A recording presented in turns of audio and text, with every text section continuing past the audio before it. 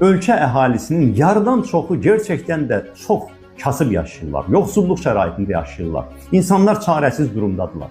Və bu vəziyyətdə görün bizim nə qədər iş yerinə ehtiyacımız var, nə qədər yeni müəssisələrin açılmasına ehtiyacımız var, güzəştli kreditlər insanlara verilməsinə ehtiyacımız var. İndi verilən o kreditlərin faizinin aşağı salınmasına ehtiyacımız var. O borcların dondurulmasına bu millətin ehtiyacı var. Yəni pulun varsa, bu millətin də tələbatı var o pula.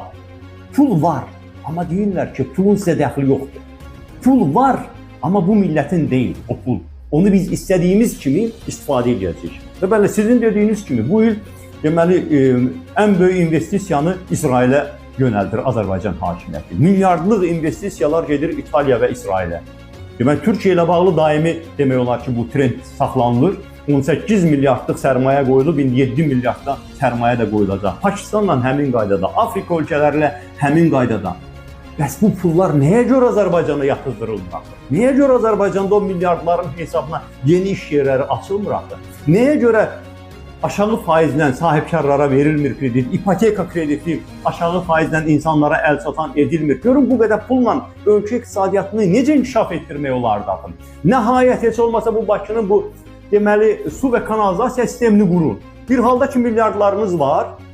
Yaxşı, bu da havayı deyil ki, nə qədər pul toplayırsınız siz ildən Azərbaycandan su pulu kimi, kanalizasiya xidmətinə görə, istilik xidmətinə görə, qurun da heç olmasa o xidməti. İndi qış gələcək, yağışlar gələcək, yenə də millət deməli boğulub qalacaq onun altında.